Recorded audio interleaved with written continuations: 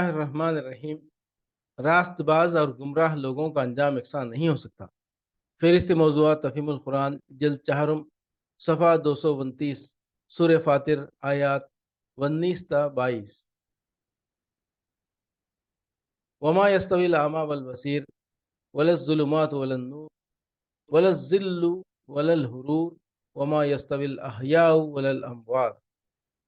اندھا اور آنکھوں والا برابر نہیں ہے، نہ تاریکیاں اور روشنی یکساں ہیں، نہ ٹھنڈی چھاؤں اور دھوپ کی تپش ایک جیسی ہے، اور نہ زندہ اور مردے مساوی ہیں۔ ان تمثیلات میں مومن اور کافر کے حال اور مستقبل کا فرق بتایا گیا ہے۔ ایک وہ شخص ہے جو حقائق سے آنکھیں بند کیے ہوئے ہے اور کچھ نہیں دیکھتا کہ کائنات کا سارا نظام اور خود اس کا اپنا وجود صداقت کی طرف اشارہ کر رہا ہے۔ دوسرا وہ شخص ہے جس کی آنکھیں کھلی ہیں اور صاف دیکھ رہا ہے کہ اس کے باہر اور اندر کی ہر چیز خدا کی توحید اور اس کے حضور انسان کی جواب دہی پر گواہی دے رہی ہے۔ ایک وہ شخص ہے جو جاہلانہ اوہام اور مفروضات و قیاسات کی تاریکیوں میں بھٹک رہا ہے اور پیغمبر کی روشن کی ہوئی شمع کے قریب بھی بھٹکنے کے لیے تیار نہیں۔ دوسرا وہ شخص ہے جس کی آنکھیں کھلی ہیں اور پیغمبر کی پھیلائی ہوئی روشنی سامنے آتے ہی اس پر یہ بات بالکل عیاں ہو گئی ہے کہ مشرکین اور کفار اور دہریے جن راہوں پر چل رہے ہیں وہ سب تباہی کی طرف جاتی ہیں، اور فلاح کی راہ صرف وہ ہے جو خدا کے رسول نے دکھائی۔ اب آخر یہ کیوں کر ممکن ہے کہ دنیا میں ان دونوں کا رویہ یکساں ہو اور دونوں ایک ساتھ ایک ہی راہ پر چل سکیں، اور آخر یہ بھی کیسے ممکن ہے کہ دونوں کا انجام یکساں ہو اور دونوں ہی مر کر فنا ہو جائیں، نہ ایک کو بدراہی کی سزا ملے اور نہ دوسرا راست روی کا کوئی انعام پائے۔ ٹھنڈی چھاؤں اور دھوپ کی تپش ایک جیسی نہیں ہے کہ اشارہ اسی انجام کی طرف ہے کہ ایک اللہ کے سائے رحمت میں جگہ پانے والا ہے اور دوسرا جہنم کی تپش میں جھلسنے والا ہے۔ تم کس خیال خام میں مبتلا ہو کہ آخرکار دونوں ایک ہی انجام سے دوچار ہوں گے؟ آخر میں مومن کو زندہ سے اور ہر دھرم کافروں کو مردہ سے تشبیہ دی گئی ہے، یعنی مومن وہ ہے جس کے اندر احساس و ادراک اور فہم و شعور موجود ہے، اور اس کا ضمیر اسے بھلے اور برے کی تمیز سے ہر وقت آگاہ کر رہا ہے۔ اور اس کے برعکس جو شخص کفر کے تعصب میں پوری طرح غرق ہو چکا ہے، اس کا حل اس کا حال اس اندھے سے بھی بدتر ہے جو تاریکی میں بھٹک رہا ہو۔ اس کی حالت تو اس مردے کی سی ہے جس میں کوئی حس باقی نہ رہی ہو۔ راست باز اور گمراہ لوگوں کا انجام یکساں نہیں ہو سکتا۔ فہرست موضوعات تفہیم القرآن جلد چہارم صفحہ 587 سورہ جاثیہ آیت 21۔ ام حسب الذین اجترحوا السیئات ان نجعلهم کالذین آمنوا وعملوا الصالحات سواء محیاہم ومماتہم ساء ما یحکمون۔ کیا وہ لوگ جنہوں نے برائیوں کا ارتکاب کیا ہے یہ سمجھے بیٹھے ہیں کہ ہم انہیں اور ایمان لانے والوں اور نیک عمل کرنے والوں کو ایک جیسا کر دیں گے کہ ان کا جینا اور مرنا یکساں ہو جائے؟ بہت برے حکم ہیں جو یہ لوگ لگاتے ہیں۔ یہ آخرت کے برحق ہونے پر اخلاقی استدلال ہے۔ اخلاق میں خیر و شر اور اعمال میں نیکی و بدی کے فرق کا لازمی تقاضا یہ ہے کہ اچھے اور برے لوگوں کا انجام یکساں نہ ہو، بلکہ اچھوں کو ان کی اچھائی کا اچھا بدلہ ملے اور برے اپنی برائی کا برا بدلہ پائیں۔ یہ بات اگر نہ ہو اور نیکی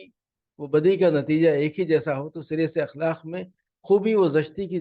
تمیز ہی بے معنی ہو جاتی ہے اور خدا پر بے انصافی کا الزام عائد ہوتا ہے۔ جو لوگ دنیا میں بدی کی راہ چلتے ہیں وہ تو ضرور یہ چاہتے ہیں کہ کوئی جزا و سزا نہ ہو، کیونکہ یہ تصور ہی ان کے عیش کو منغص کرنے والا ہے۔ لیکن خداوند عالم کی حکمت اور اس کے عدل سے یہ بات بالکل بعید ہے کہ وہ نیک و بد سے ایک جیسا معاملہ کرے اور کچھ نہ دیکھے کہ مومن صالح نے دنیا میں کس طرح زندگی بسر کی ہے اور کافر و فاسق یہاں کیا گل کھلاتا رہا ہے۔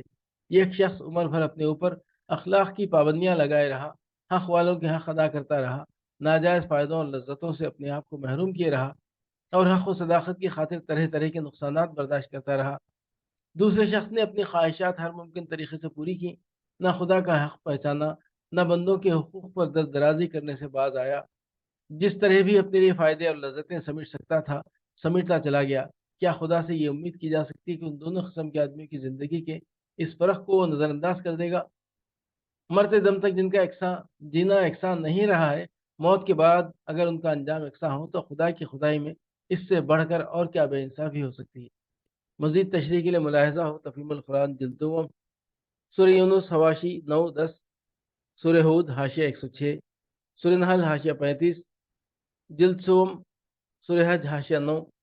سورہ نمل حاشیہ 86، سورہ روم حواشی 6 تا 8، جلد چہارم، تفسیر بسم اللہ الرحمن الرحیم آیت 28۔ کیا وہ لوگ جنہوں نے برائیوں کا ارتکاب کیا ہے یہ سمجھے بیٹھے ہیں کہ ہم انہیں اور ایمان لانے والوں اور نیک عمل کرنے والوں کو ایک جیسا کر دیں گے کہ ان کا جینا اور مرنا یکساں ہو جائے؟ بہت برے حکم ہیں جو یہ لوگ لگاتے ہیں۔ سورہ جاسیہ آیت 21۔ اس سلسلے میں تفہیم کے لیے سورہ یونس کی حواشی 9-10 پیش کی جاتی ہیں۔ سورہ یونس حاشیہ 9 یہ فقرہ دعوے اور دلیل دونوں کا مجموعہ ہے۔ دعویٰ یہ ہے کہ خدا دوبارہ انسان کو پیدا کرے گا، اور اس پر دلیل یہ دی گئی ہے کہ اسی نے پہلی مرتبہ انسان کو پیدا کیا۔ جو شخص یہ تسلیم کرتا ہو کہ خدا نے خلق کی ابتدا کی ہے، اور اس سے بجز ان دہریوں کے جو محض پادریوں کے مذہب سے بھاگنے کے لیے خلق بے خالق جیسے احمقانہ نظریے کو اوڑھنے پر آمادہ ہوگے، اور کون انکار کر سکتا ہے؟ وہ اس بات کو ناممکن یا بعید از فہم قرار نہیں دے سکتا کہ وہی خدا اس خلق کا پھر اعادہ کرے گا۔ سورہ یونس حاشیہ 10 یہ وہ ضرورت ہے جس کی بنا پر اللہ تعالیٰ انسان کو دوبارہ پیدا کرے گا۔ اوپر جو دلیل دی گئی ہے وہ یہ بات ثابت کرنے کے لیے کافی تھی کہ خلق کا اعادہ ممکن ہے اور اسے مستبعد سمجھنا درست نہیں ہے۔ اب یہ بتایا جا رہا ہے کہ یہ اعادہ خلق عقل و انصاف کی روح سے ضروری ہے، اور یہ ضرورت تخلیق ثانیہ کے سوا کسی دوسرے طریقے سے پوری نہیں ہو سکتی۔ خدا کو اپنا واحد رب مان کر جو لوگ صحیح بندگی کا رویہ اختیار کریں، وہ اس کے مستحق ہیں کہ انہیں اپنے اس بجا طرز عمل کی پوری جزا ملے، اور جو لوگ حقیقت سے انکار کر کے اس کے خلاف زندگی بسر کریں وہ بھی اس کے مستحق ہیں کہ وہ اپنے اس بیجا طرز عمل کا برا نتیجہ دیکھیں۔ یہ ضرورت اگر موجودہ دنیاوی زندگی میں پوری نہیں ہو رہی ہے، اور ہر شخص جو ہٹ دھرم نہیں ہے جانتا ہے کہ نہیں ہو رہی ہے، تو اسے پورا کرنے کے لیے یقیناً دوبارہ زندگی ناگزیر ہے۔ مزید تشریح کے لیے ملاحظہ ہو سورہ اعراف حاشیہ نمبر 30، سورہ ہود حاشیہ نمبر 105۔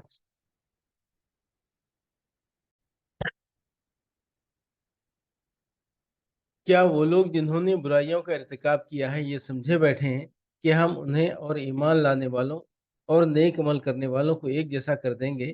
کہ ان کا جینا اور مرنا یکساں ہو جائے؟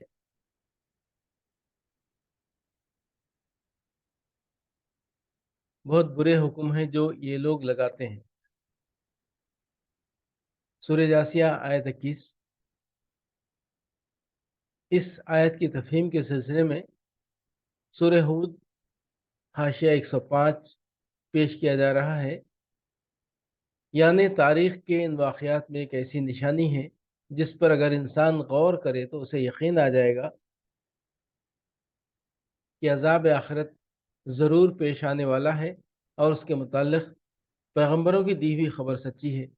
نیز اس کی نشانی سے وہ یہ بھی معلوم کر سکتا ہے کہ عذاب آخرت کیسا سخت ہوگا، اور یہ علم اس کے دل میں خوف پیدا کر کے اسے سیدھا کر دے گا۔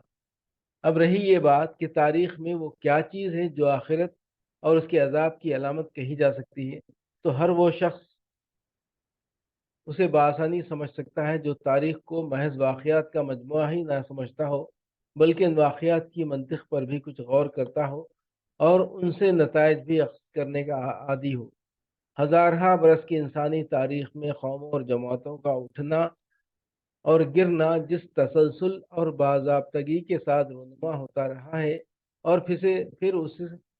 پھر اس گرنے اور اٹھنے میں جس طرح صریحاً کچھ اخلاقی اسباب کار فرما رہے ہیں، اور گرنے والی قومیں جیسی جیسی عبرت انگیز صورتوں سے گری ہیں، یہ سب کچھ اس حقیقت کی طرف کھلا اشارہ ہے کہ انسان اس کائنات میں ایک ایسی حکومت کا محکوم ہے جو محض اندھے طبیعتی قوانین پر فرمان روائی نہیں کر رہی ہے، بلکہ اپنا ایک معقول اخلاقی قانون رکھتی ہے جس کے مطابق وہ اخلاق کی एक खास हद से ऊपर रहने वालों को जजा देती है, उससे नीचे उतरने वालों को कुछ मुद्दत तक ढील देती रहती है, और जब वो उससे बहुत ज़्यादा नीचे चले जाते हैं तो फिर उन्हें गिराकर ऐसा फेंकती है कि वो एक दास्तान इबरत बनकर रह जाते हैं। इन वाक़यात का हमेशा एक तरतीब के साथ रुनुमा होते रहना इस अमर में शुबा करने की ज़र्रा बराबर गुंजाइश नहीं छोड़ता कि जज़ा और मकाफ़ात इस सल्तनत कायनात का एक मुस्तकिल क़ानून है। फिर जो अज़ाब मुख्तलिफ़ कौमों पर आए हैं उन पर मज़ीद गौर करने से ये अंदाज़ा भी होता है कि अज़्र इंसाफ क़ानून जज़ा व मकाफ़ात के जो अखलाक़ी तक़ाज़े हैं वो एक हद तक तो नज़ामों से ज़रूर पूरे हुए हैं, मगर बहुत बड़ी हद तक अभी तिश्ना है, क्योंकि दुनिया में जो अज़ाब आया उसने सिर्फ उस नस्ल को पकड़ा जो अज़ाब के वक्त मौजूद थी। वहीं वो नस्लें जो शरारतों के बीज बोकर और जुल्म व बदकारी की फसलें तैयार करके कटाई से पहले ही दुनिया से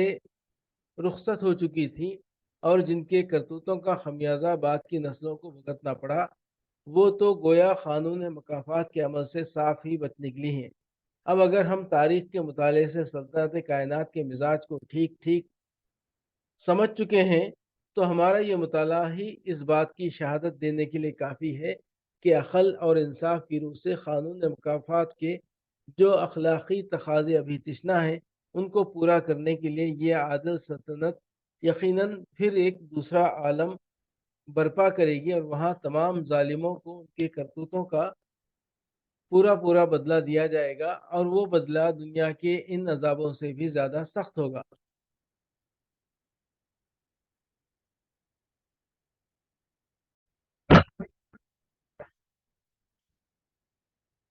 क्या वो लोग जिन्होंने बुराइयों का इर्तिकाब किया है ये समझे बैठे हैं कि हम उन्हें और ईमान लाने वालों और नेक अमल करने वालों को एक जैसा कर देंगे कि उनका जीना और मरना यकसां हो जाए?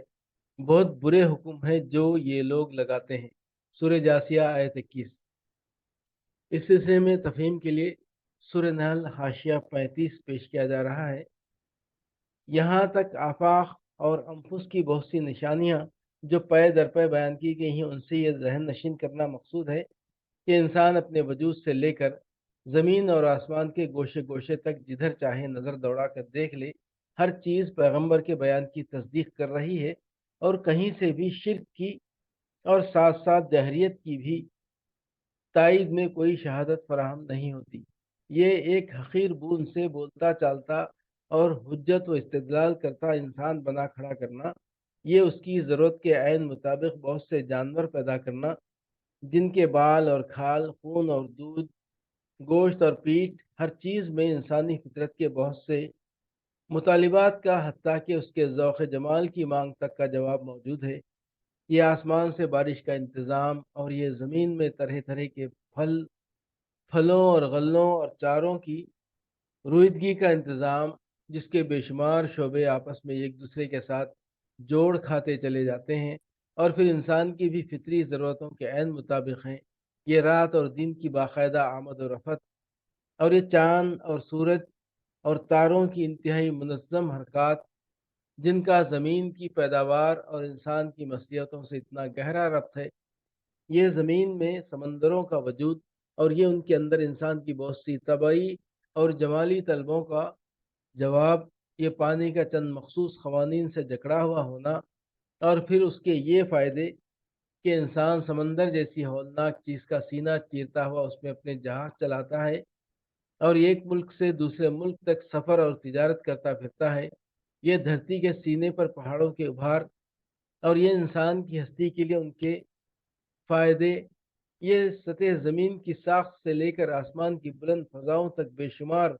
अलामतों और इम्तियाज़ी निशानों का फैलाव, और फिर इस तरह उनका इंसान के लिए मुफीद होना,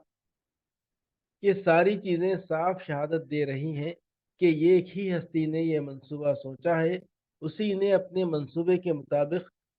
इन सब को डिज़ाइन किया है, उसी ने इस डिज़ाइन पर उनको पैदा किया है। वही हर आन इस दुनिया में नित नई चीज़ें बना बना कर इस तरह ला रहा है कि मजमूई स्कीम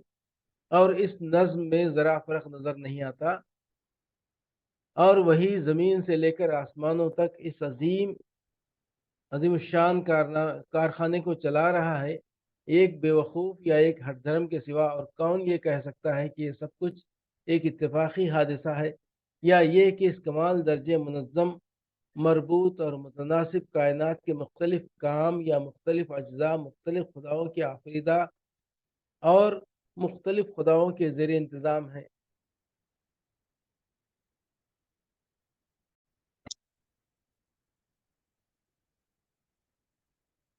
तफहीमुल कुरान जुज़ सोम सूरह हज हाशिया 9। इन आयात में इंसान की पैदाइश के मुख्तलिफ अतवार, ज़मीन पर बारिश के असरात और नबातात की पैदावार को 5 हकीकतों की निशानदही करने वाले दलाइल करार दिया गया है। ये कि अल्लाह ही हक है, दूसरे ये कि वो मुर्दों को ज़िंदा करता है, तीसरे ये कि वो हर चीज़ पर कादिर है, चौथे ये कि क़यामत की घड़ी आकर रहेगी, और पांचवें ये कि अल्लाह ज़रूर उन सब लोगों को ज़िंदा करके उठाएगा जो मर चुके हैं। अब देखिए कि ये आसार उन पांचों हकीकतों की किस तरह निशानदही करते हैं। पूरे निज़ाम कायनात को छोड़कर आदमी सिर्फ अपनी ही पैदाइश पर गौर करे तो मालूम हो जाए कि एक एक इंसान की हस्ती में अल्लाह की हकीकी और वाकई तदबीर हर वक्त बिलफेल कार फरमा है, और हर एक के वजूद और नशोनुमा का एक एक मरहला उसके इरादी फैसले पर ही तय होता है। कहने वाले कहते हैं कि ये सब कुछ एक लगे बंधे कानून पर हो रहा है, जिसको एक अंधी बहरी बेइल्म व बे इरादा फितरत चला रही है, लेकिन वो आंखें खोलकर देखें तो उन्हें नजर आए कि एक एक फर्द इंसानी जिस तरह वजूद में आता है और फिर जिस तरह वो वजूद के मुख्तलिफ मराहल से गुजरता है, उसमें एक हकीम व खादर मुतलक हस्ती का इरादी फैसला किस शान से काम कर रहा है। आदमी जो ग़िज़ा खाता है उसमें कहीं इंसानी तुख़म मौजूद नहीं होता, न उसमें कोई चीज़ ऐसी होती है जो नफ्स इंसानी के खवास पैदा करती हो। ये ग़िज़ा जिस्म में जाकर कहीं बाल, कहीं गोश्त और कहीं हड्डी बनती है, और एक ख़ास मकाम पर पहुंचकर यही उस नुत्फ़े में तब्दील हो जाती है जिसके अंदर इंसान बनने की इस्तेदाद रखने वाले तुख़म मौजूद होते हैं। उन तुख़मों की कसरत का हाल यह है कि एक वक्त में एक मर्द से जितना नुत्फ़ा खारिज होता है, उसके अंदर कई करोड़ तुख़म पाए जाते हैं, और उनमें से हर एक बैज़े उनसा से मिलकर इंसान बन जाने की सलाहियत रखता है। मगर ये किसी हकीम खदीर और हाकिम मतलक का फैसला है, जो इन बेशुमार उम्मीदवारों में से किसी एक को किसी खास वक्त पर छांट कर बैज़ उनसा से मिलने का मौका देता है, और इस तरह इस्तक़रार हमल रूनुमा होता है। फिर इस्तक़रार के वक्त मर्द के तुख़म और औरत के बैज़ी खलिए एग सेल के मिलने से जो चीज़ इब्तिदान बनती है, वो इतनी छोटी होती है कि खुर्दबीन के बगैर नहीं देखी जा सकती। ये हक़ीर सी चीज़ 9 महीने और चंद रोज़ में रहम के अंदर परवरिश पाकर जिन बेशुमार मरहलों से गुजरती हुई एक जीते जागते इंसान की शक्ल इख्तियार करती है, उनमें से हर मरहले पर गौर करो तो तुम्हारा दिल गवाही देगा कि यहाँ हर आन एक हकीम फ़आल का इरादी फैसला काम करता रहा है। वही फैसला करता है कि किसे तकमील को पहुँचाना है और किसे खून के लुथड़े या गोश्त की बोटी या नातमाम बच्चे की शक्ल में साक़ित कर देना है। वही फैसला करता है कि किसको जिंदा निकालना है और किसको मुर्दा, किसको मामूली इंसान की सूरत व हैयत में निकालना है और किसे अनगिनत गैर मामूली सूरतों में से कोई सूरत दे देनी है, किसको सही व सालिम निकालना है और किसे अंधा, बहरा, गूंगा या टुंडा और लुंजा बनाकर फेंक देना है, किसको खूबसूरत बनाना है और किसे बदसूरत, किसको मर्द बनाना है और किसको औरत, किसको आला दर्जे की क़ुव्वतें और सलाहियतें देकर भेजना है और किसे कूदन और कुन जहन पैदा करना है। ये तख्लीक व तश्कील का अमल जो हर रोज़ करोड़ों औरतों के रहमों में हो रहा है, इसके दौरान में किसी वक्त किसी मरहले पर भी एक खुदा के सिवा दुनिया की कोई ताकत ज़र्रा बराबर असरअंदाज नहीं हो सकती, बल्कि किसी को ये भी मालूम नहीं होता कि किस पेट में क्या चीज़ बन रही है اور کیا بنकर نکلنے والی ہے۔ حالانکہ انسانی آبادیوں کی قسمت کے کم از کم 90% فیصلے انہی مراحل میں ہو جاتے ہیں، اور یہیں افراد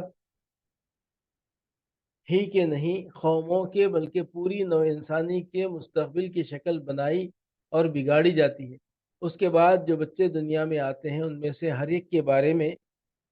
یہ فیصلہ کون کرتا ہے کہ کسے زندگی کا پہلا سانس لیتے ہی ختم ہو جانا ہے،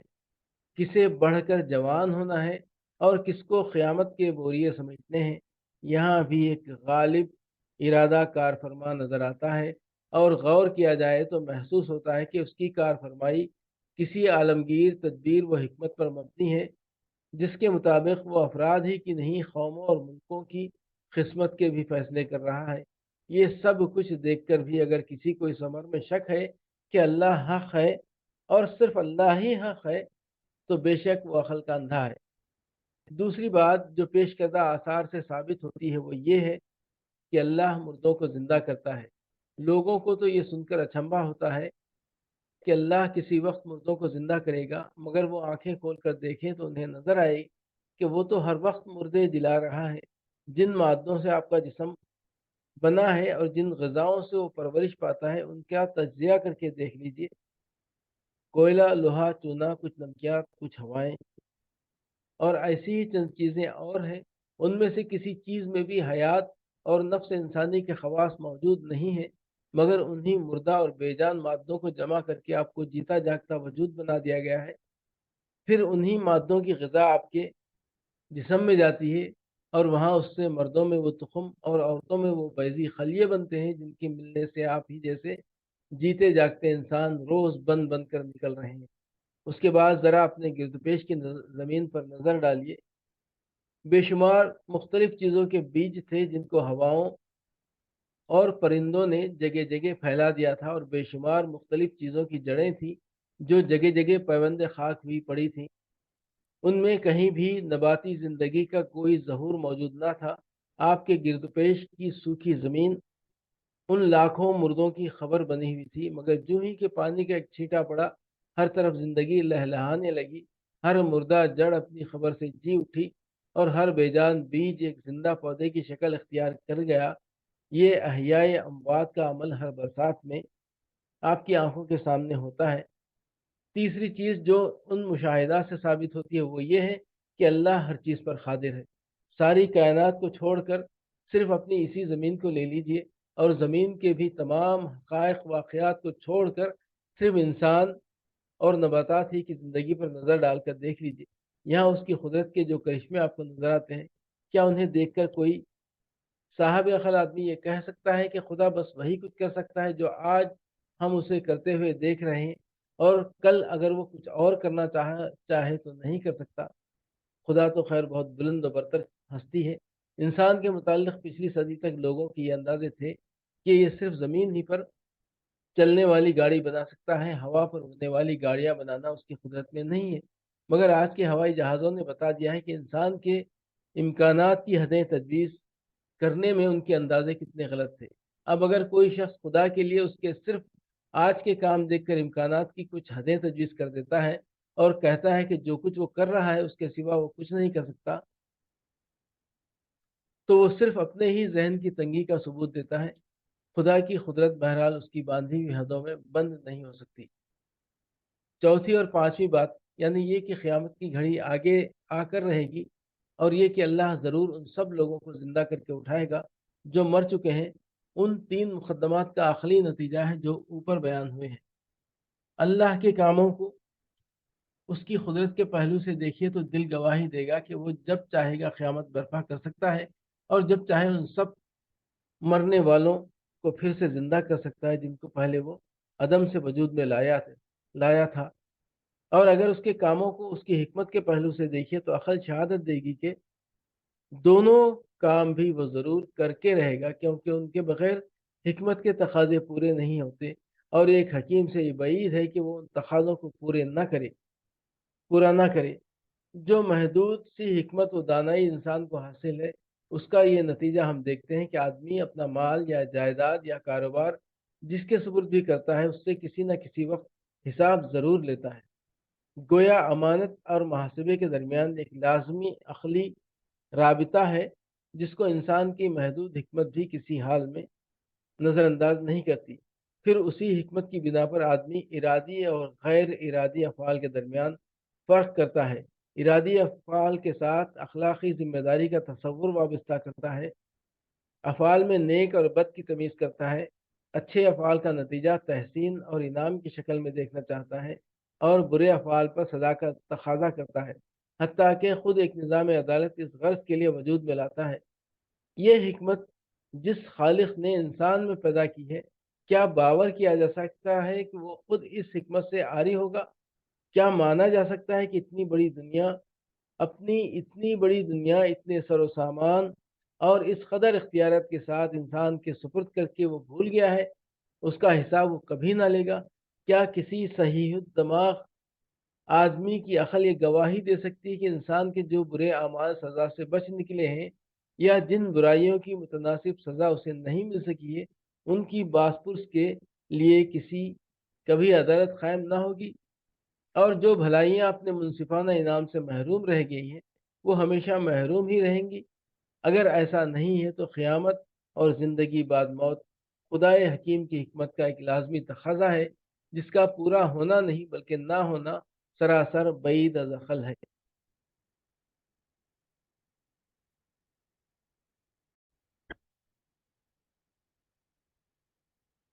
سورہ نمل حاشیہ 86۔ اس مختصر سے فقرے میں آخرت کی دو زبردست دلیلیں بھی ہیں اور نصیحت بھی۔ پہلی دلیل یہ ہے کہ دنیا کی جن قوموں نے بھی آخرت کو نظر انداز کیا ہے وہ مجرم بنے بغیر نہیں رہ سکی ہیں، وہ غیر ذمہ دار بن کر رہیں، انہوں نے ظلم و ستم ڈھائے، وہ فسق و فجور میں غرق ہو گئیں اور اخلاق کی تباہی نے آخر کار ان کو برباد کر کے چھوڑا۔ یہ تاریخ انسانی کا مسلسل تجربہ جس پر زمین میں ہر طرف تباہ شدہ قوموں کے آثار شہادت دے رہے ہیں، صاف ظاہر کرتا ہے کہ آخرت کے ماننے اور نہ ماننے کا نہایت گہرا تعلق انسانی رویے کی صحت اور عدم صحت سے ہے۔ اس کو مانا جائے تو رویہ درست رہتا ہے، نہ مانا جائے تو رویہ غلط ہو جاتا ہے۔ یہ اس امر کی صریح دلیل ہے کہ اس کا نہ ماننا صریح حقیقت کے خلاف ہے، اسی وجہ سے یہ گاڑی پٹری سے اتر جاتی ہے۔ دوسری دلیل یہ ہے کہ تاریخ کے طویل تجربے میں مجرم بن جانے والی قوموں کا مسلسل تباہ ہونا اس حقیقت پر صاف دلالت کر رہا ہے کہ یہ کائنات بے شعور طاقتوں کی اندھی بہری فرمان روائی نہیں ہے، بلکہ یہ ایک حکیمانہ نظام ہے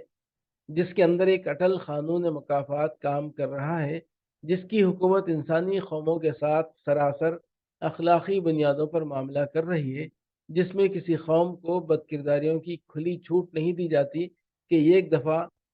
عروج پا جانے کے بعد وہ ابدالآباد تک داد عیش دیتی رہے اور ظلم و ستم کے ڈنکے بجاتی چلی جائے،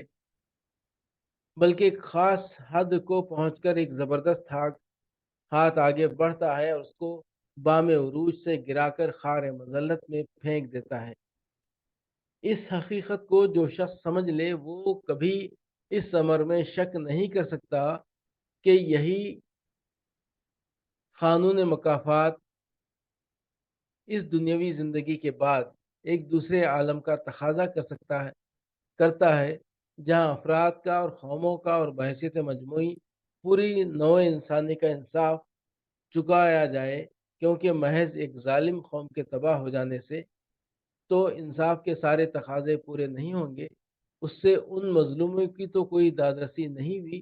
جن کی لاشوں پر انہوں نے اپنی عظمت کا خسر بنایا تھا، اس سے ان ظالموں کو تو کوئی سزا نہیں ملی جو تباہی کے آنے سے پہلے مزے اڑا کر جا چکے تھے، اس سے ان بد کرداروں پر بھی کوئی مواخذہ نہیں ہوا جو پشت در پشت اپنے بعد آنے والی نسلوں کے لیے گمراہیوں اور بد اخلاقیوں کی میراث چھوڑتے چلے گئے تھے۔ دنیا میں عذاب بھیج کر تو صرف ان کی آخری نسل کے مزید ظلم کا سلسلہ توڑ دیا گیا۔ ابھی عدالت کا اصل کام تو ہوا ہی نہیں کہ ہر ظالم کو اس کے کیے کا بدلہ دیا جائے اور ہر مظلوم کے نقصان کی تلافی کی جائے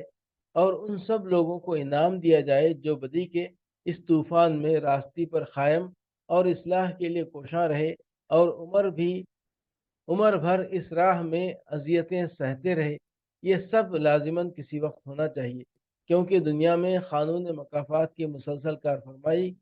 کائنات کی فرمان روا حکومت کا یہ مزاج اور طریقہ کار صاف بتا رہی ہے کہ وہ انسانی اعمال کو ان کی اخلاقی قدر کے لحاظ سے تولتی ہے اور ان کی جزا و سزا دیتی ہے۔ ان دو دلیلوں کے ساتھ اس آیت میں نصیحت کا پہلو یہ ہے کہ پچھلے مجرموں کا انجام دیکھ کر اس سے سبق لو اور انکار آخرت کے اسی احمقانہ عقیدے پر اصرار نہ کیے چلے جاؤ جس نے انہیں مجرم بنا کر چھوڑا تھا۔